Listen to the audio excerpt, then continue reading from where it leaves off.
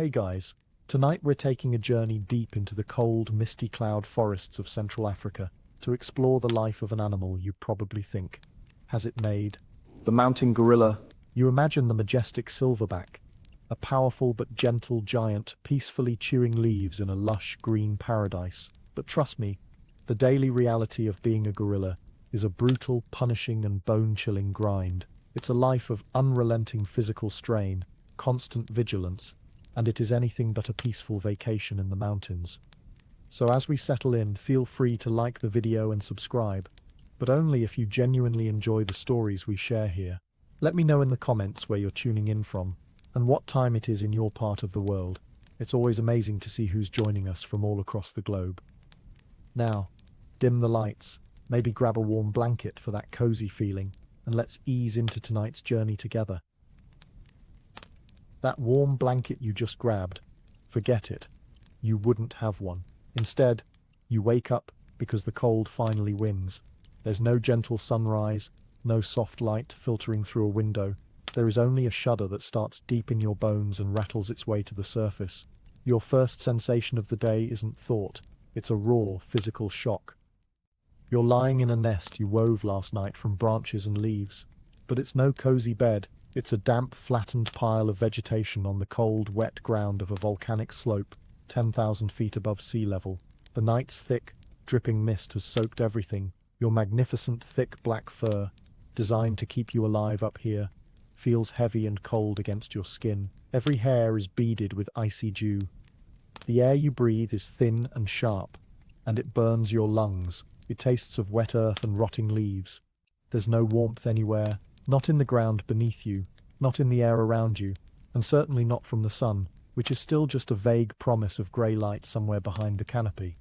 This isn't just cold, it's an active, predatory cold that seeps through your muscle, searching for your core, trying to steal the little warmth you managed to preserve through the night. Your entire body is one giant, tense muscle, clenched against the chill. This is your morning, this is your reality, and the day hasn't even begun. That shivering isn't just a reaction, it's a desperate internal alarm. Your massive body is burning through precious calories just to keep your core temperature from plummeting. The only way to fight back, to generate your own heat, is to eat, and you need to eat now. So you heave your immense frame out of the damp nest.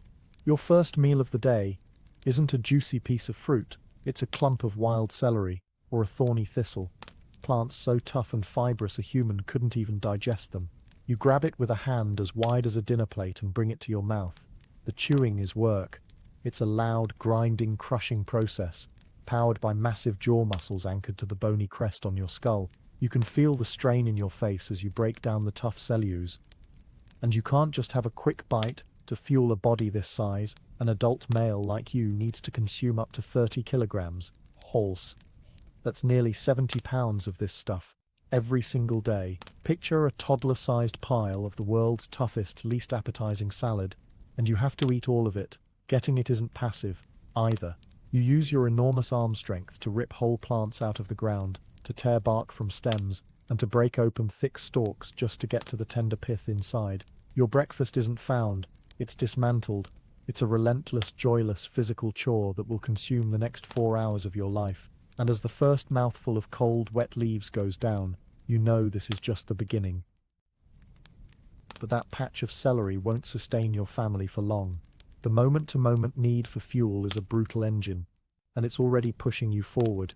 As the silverback, you decide where the group goes next, and that means you move first, and moving isn't walking. It's a bone-jarring, joint-grinding marathon of knuckle walking. Imagine doing a push-up on your knuckles, on cold, wet ground. Now, imagine holding that position and lurching forward, bearing almost 500 pounds of muscle and bone with every single movement. That's your reality. Your knuckles, thickened and calloused, dig into the slick, black mud. The ground here isn't a gentle forest floor. It's a treacherous, angled mess of loose volcanic rock, tangled roots, and deep, soupy mud that threatens to steal your balance with every step. This isn't a scenic hike. It's a brutal vertical commute where the ground is actively trying to trip you.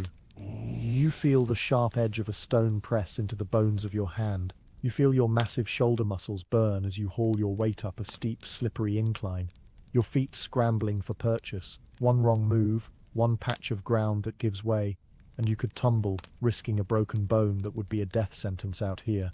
There is no easy path. There is only the path you clear with your own body, a constant, exhausting battle against gravity and terrain. And through all that physical misery, your mind can't afford a single moment of rest. Every grunt from your family, every rustle in the undergrowth, every snap of a distant branch, you have to process it all. The thick fog that blankets these slopes muffles sound and swallows sight, turning your world into a guessing game where the stakes are life and death. You're not just moving, you're scanning, listening, analyzing. That sound, was it just the wind? Or was it the low cough of a rival male? Is that shadow in the periphery a tree stump?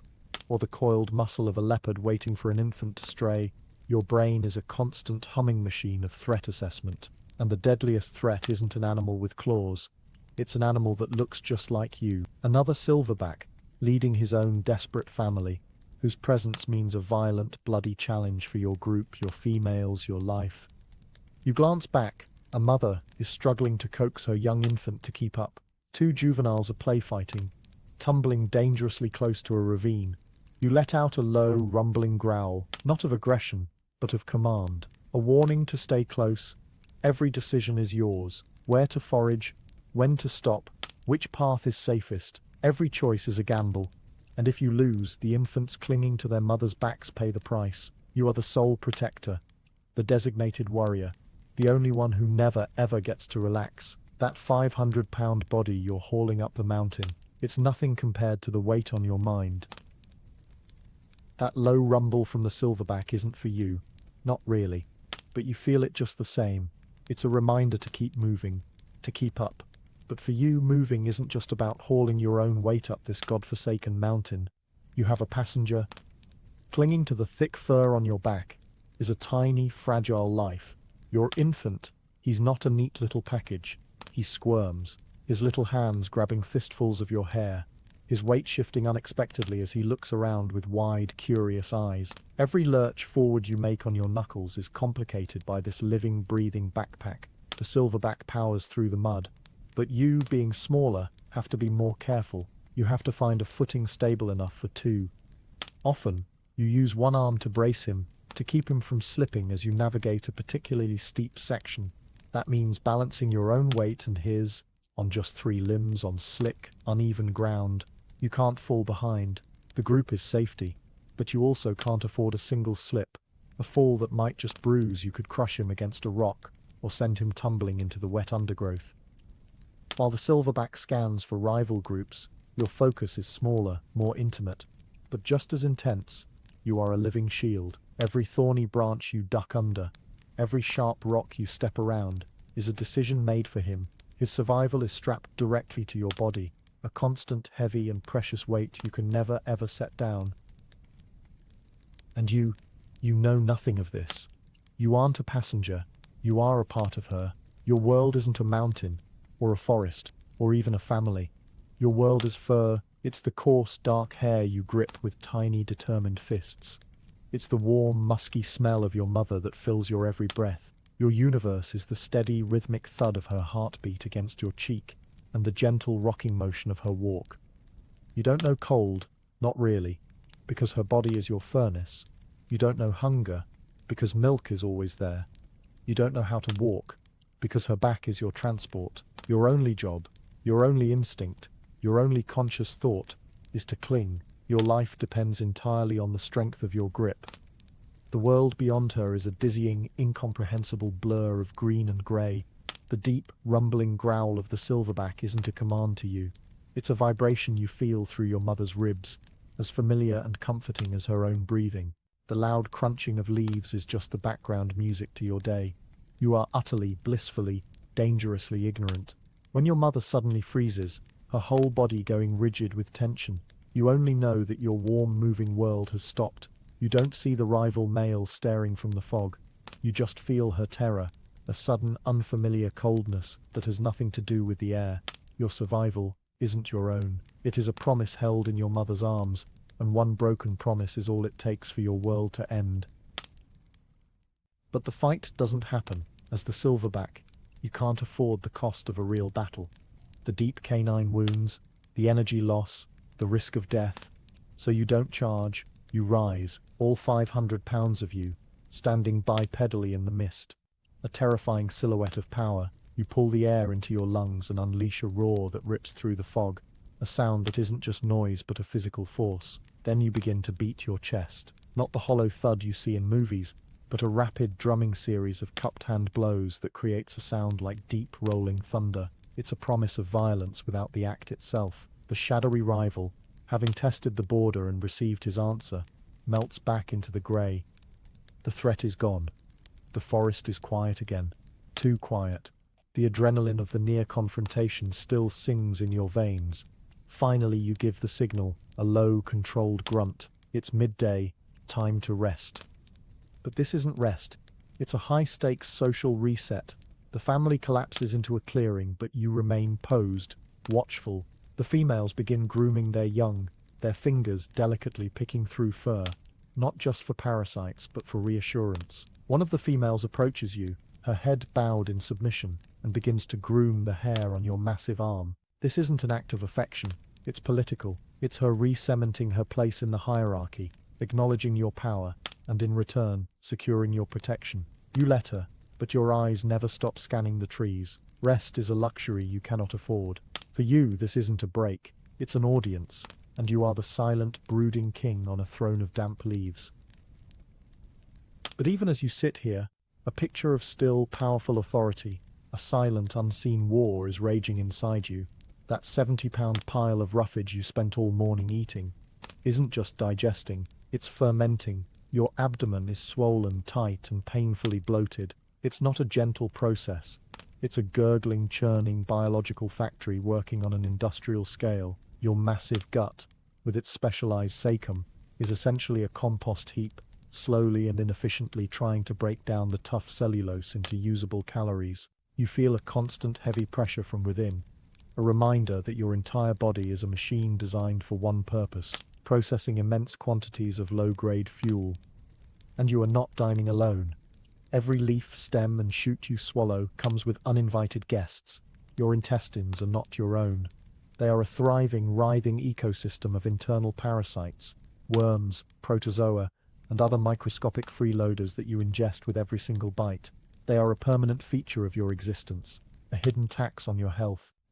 These aren't an infection you can fight off.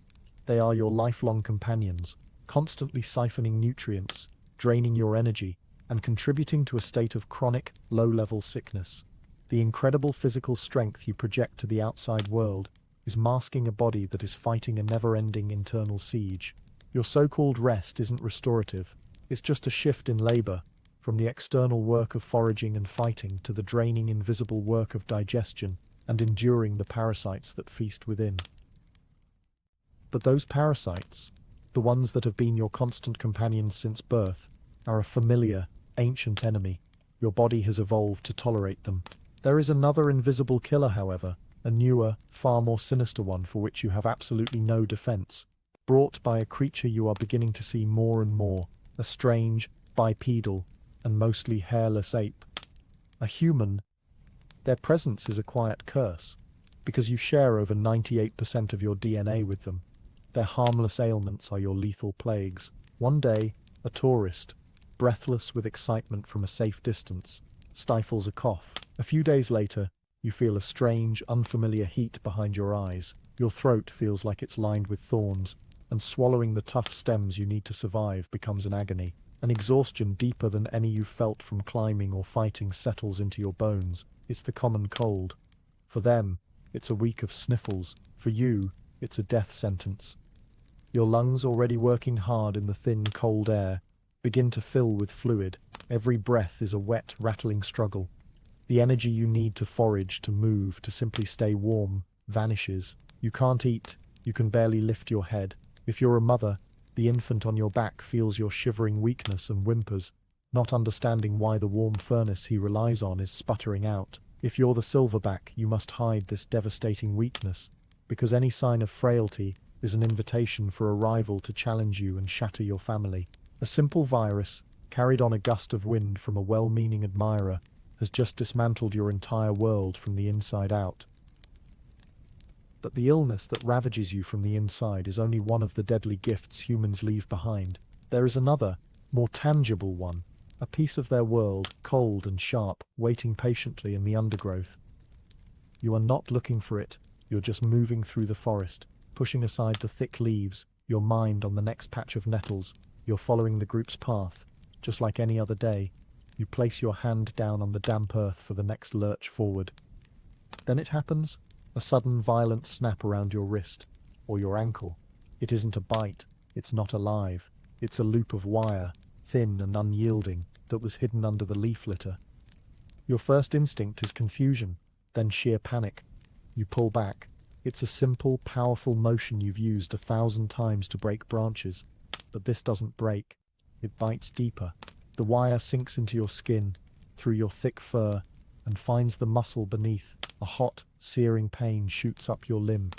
You roar, a sound of pure fury and terror, and pull harder. And this is the snare's brutal genius.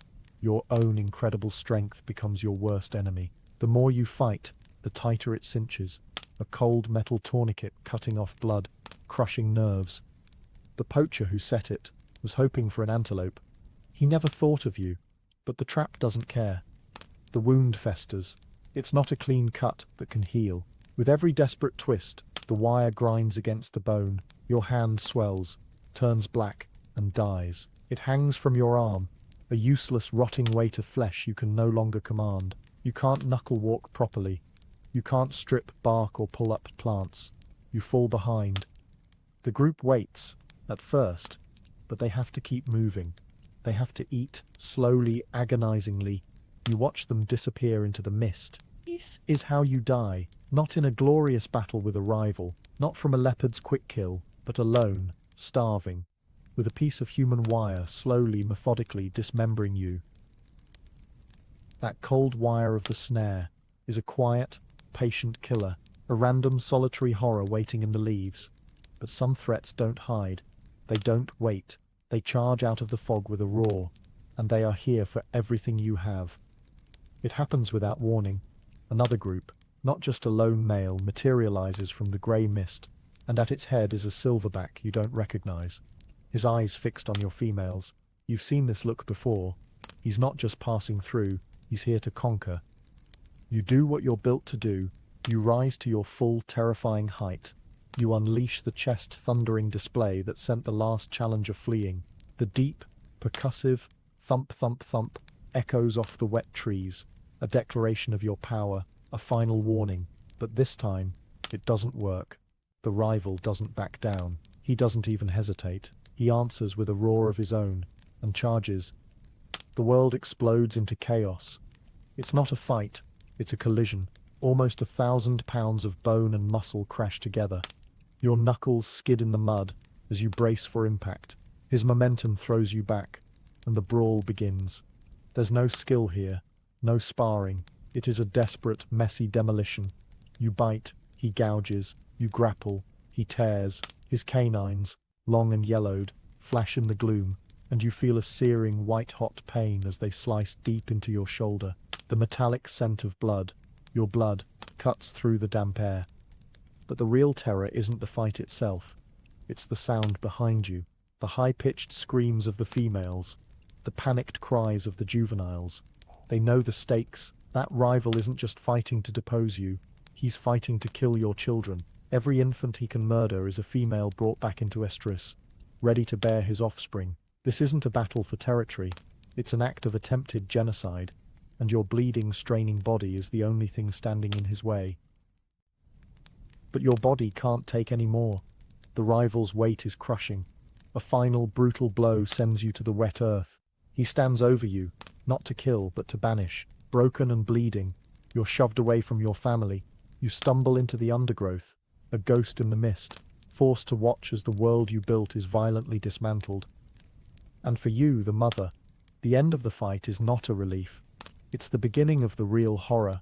The new silverback, panting and blood-streaked, turns his gaze from his defeated rival. His eyes sweep past the other females, and lock onto the small, dark shape clinging to you. You know what's coming. You instinctively pull your infant from your back to your chest, trying to shield him with your body. You bare your teeth and shriek, a sound of pure, desperate protest, and back away.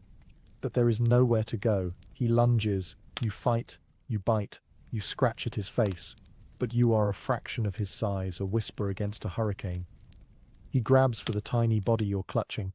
Your son, the little life who knew nothing but the warmth of your fur and the rhythm of your heartbeat, clings to you, his world of safety suddenly exploding into screams and violence. Then, with a final wrenching tear, he is ripped from your arms.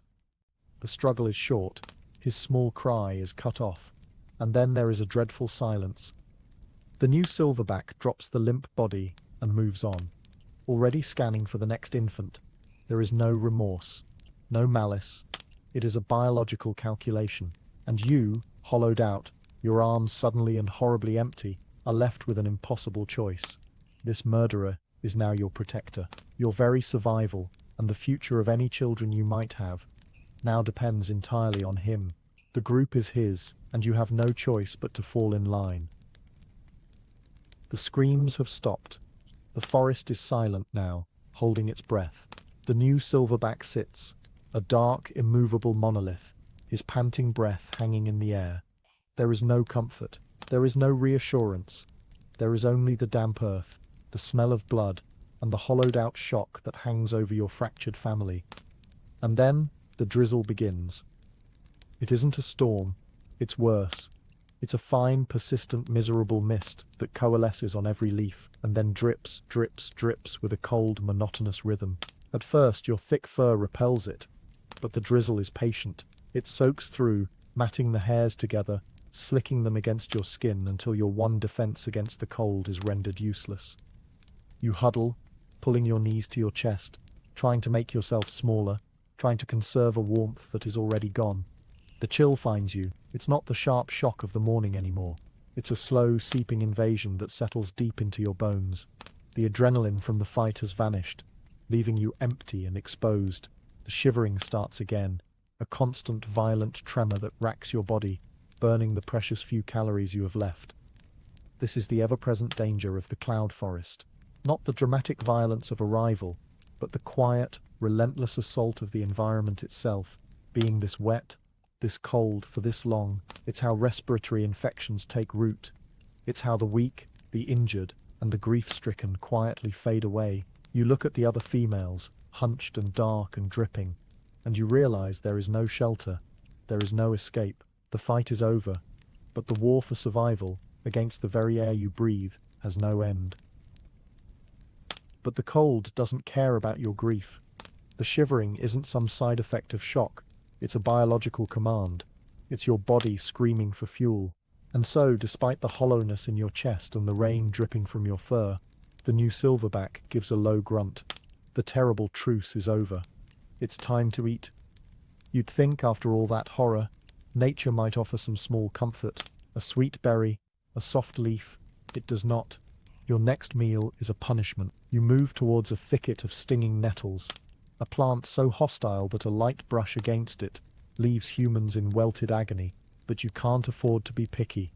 With your thick, calloused fingers, you carefully fold the leaves inward, a technique learned through painful trial and error, to press the stinging hairs flat before stuffing the bundle into your mouth. You still feel the burn, a low-grade chemical fire on your tongue and gums, but you chew through it.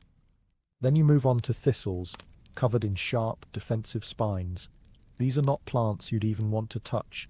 You simply eat them. You press the spiky head into your mouth, your powerful jaw muscles crushing the thorns into a fibrous pulp. You feel the pricks, the tiny stabs against the roof of your mouth and throat, but you swallow anyway. This isn't food, it's an ordeal. You find a young tree, and use your immense upper body strength to rip a long strip of bark from its trunk, exposing the pale, woody pith underneath. It tastes like splinters and dirt. It's exhausting to chew, but it's calories. Every painful, stinging, splintery mouthful is a small defiance against the cold that's trying to kill you, and a grim necessity in a world that has just been ripped apart. You don't eat for pleasure. You eat to endure. The grim task of eating finally ends, not because you're full, but because the light is failing. The grey, dripping world is darkening into a deep, impenetrable black, and as the last splintery bite is choked down, a new, ancient urgency takes over. The new silverback lets out a final, low grunt. The day's brutal march is over. Now you must build your bed. This isn't about comfort. This is a frantic, necessary chore. You don't look for a dry spot. There are no dry spots. You simply start grabbing at the world around you, your already aching arms, the same ones you used to haul your body up the mountain, and now put to work, bending and breaking the thick, wet branches of shrubs. You weave them into a crude, circular frame directly on the sodden ground. It's laborious. The wood is stiff and cold, and it fights back. Then you start grabbing handfuls of whatever you can tear loose. Ferns, broad leaves, clumps of moss, and pile them on. Your hands are slick with mud and sap. Every movement is an effort. You are building a flimsy raft in an ocean of cold, because the ground isn't just wet, it's a freezing, parasite-infested mat that will suck the heat from your body and give you sickness in return. This nest is a desperate attempt to lift yourself just 6 inches away from certain misery. Tonight, the motions are automatic, empty. You are building a nest for one. The circular shape you're making feels wrong, too small. The familiar weight you'd normally accommodate now a hollow space in your mind. You finish and slump into the damp, lumpy structure. It's not warm, it's not dry, but it's not the bare earth. And as you curl into a tight ball, shivering, listening to the drips and the unsettling quiet of a broken family, you know this miserable bed of broken plants is the only sanctuary you're going to get. But you quickly learn that it's not a sanctuary. It's bait. The moment you close your eyes, the world disappears, and not into the relief of sleep. It vanishes into a blackness, so total and profound that your other senses scream to fill the void. This isn't the gentle dark of a city night. This is an ancient, living darkness, heavy, suffocating. In this world, you are blind. And then you hear it. A single dry twig snaps. It isn't the heavy, careless crunch of a settling gorilla. It's a sound that is too light, too quiet, too deliberate. The random dripping chorus of the forest stops. Everything goes utterly still. You freeze, every muscle coiled, your mind a blank wall of pure, animal terror. There is something else out here, something that belongs in this darkness. You feel a low rumble vibrate through the damp ground. The new silverback, he's motionless in his own nest. A dark shape of coiled power. The growl is barely audible, a primal warning meant only for his family. Do not move. Because this is the night's other killer, the one that doesn't roar or beat its chest, the silent hunter that wears the shadows as a second skin. The leopard, he moves through the impenetrable black with an unnerving grace, a ghost with claws and amber eyes. He isn't here for the silverback. He knows better. He is here for the young, the unwary juvenile sleeping alone for the first time, the infant whose mother is too exhausted, too deep in her grief to be fully alert. He is another predator who hunts for children in the dark. You lie there, paralyzed in your cold, wet nest, your ears straining to catch a sound that you know you will never hear. He is circling, a patient, spotted death, waiting for one mistake. Your nest is no longer a bed, it's an open grave, and all you can do is wait for the pounce, or for a dawn that feels a lifetime away. But you're not a mother, hollowed out by grief. You're not an infant, oblivious to the danger. You're not even the new king, coiled to defend his bloody prize. You're a blackback, a young adult male, caught in the worst possible place, between adolescence and power. You're strong enough to be a problem, but not strong enough to win, not yet. You lie perfectly still in your own nest, heart hammering against your ribs. The leopard's presence is a terrifying, immediate threat, but for you, it's also a test. You watch the new silverback, a dark lump of muscle in the oppressive blackness. You're looking for a sign, a cue, a confirmation that he is strong enough to keep this phantom predator at bay, but you're also measuring him.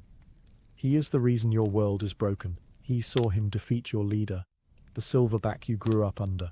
You heard the screams as he enforced his new rule, and now you have to live under his thumb. Every day you must perform a delicate life or death calculus. You must act submissive enough to not provoke him, but not so weak that you become a target. You avoid his gaze. You give him a wide berth. You shrink yourself, making your powerful body seem smaller, less threatening.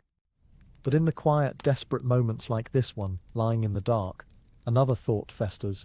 You could leave. You could slip away from this broken group and its murderous new leader. You could become a lone male, a wanderer. But that path is a slow death sentence for most. Alone, you'd face the leopards, the snares, and the other, bigger silverbacks without the protection of a family. Or, you could stay, endure the tyranny. Wait for the day he shows weakness, the day your muscles are finally dense enough, your confidence hard enough, to challenge him for the throne he stole. The faint sounds of the leopard fade into the night. He's moved on. The immediate danger is gone. But the real monster is still here, sleeping just a few yards away. You lie there in your cold nest, not with grief, but with a cold, simmering ambition mixed with pure terror. Every instinct tells you to run.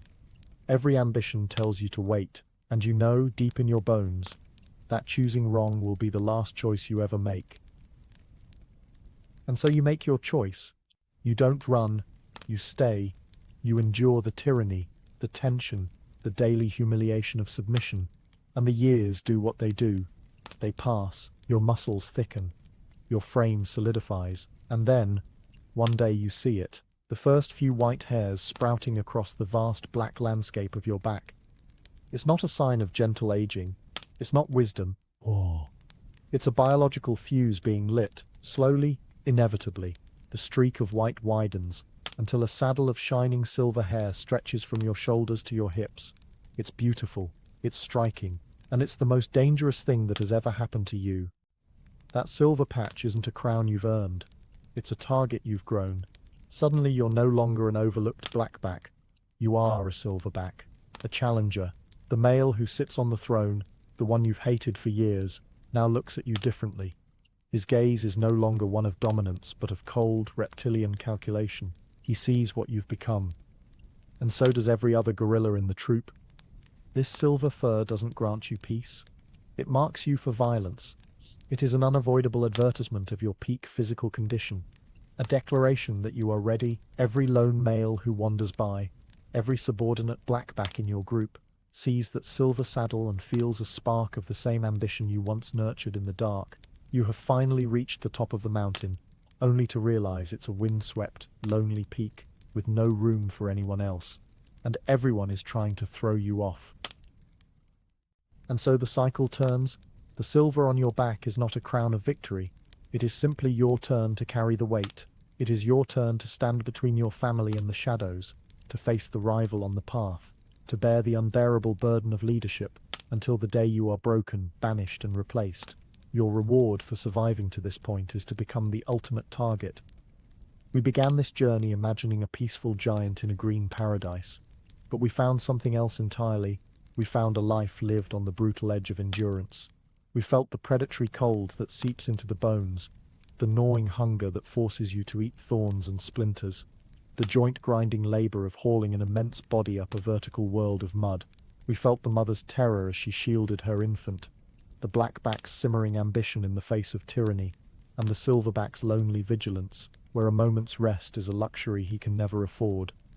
We witnessed adaptations so incredible they seem almost cruel, jaws strong enough to crush woody pith, but which must endure the burn of stinging nettles, fur so thick it should mean warmth, but which becomes a cold, heavy shroud in the relentless drizzle, strength so profound it can rip trees apart, but which only tightens a poacher's snare around your own wrist. Their greatest assets are simply the tools they need to withstand a life of constant, grinding attrition, from the parasites within to the violent world without. So, the next time you see that majestic image of a silverback, look closer, see beyond the power and the quiet dignity. See the survivor of 1,000 daily battles. See the body that is a fortress, but one that is constantly under siege from viruses a human could shrug off. See the father who must accept the murder of his own children as a biological reality of his world. See the immense, fragile peace of a family huddled in the mist, a peace that can be, and often is, shattered in an instant. You wouldn't have lasted a day, but they do. They wake up to the cold, they eat the thorns, They build their flimsy nests on the wet ground and face the suffocating dark. They endure, and in that endurance, in that quiet, daily defiance of a world that offers them so little comfort, there is a majesty far greater and more profound than any paradise we could ever have imagined.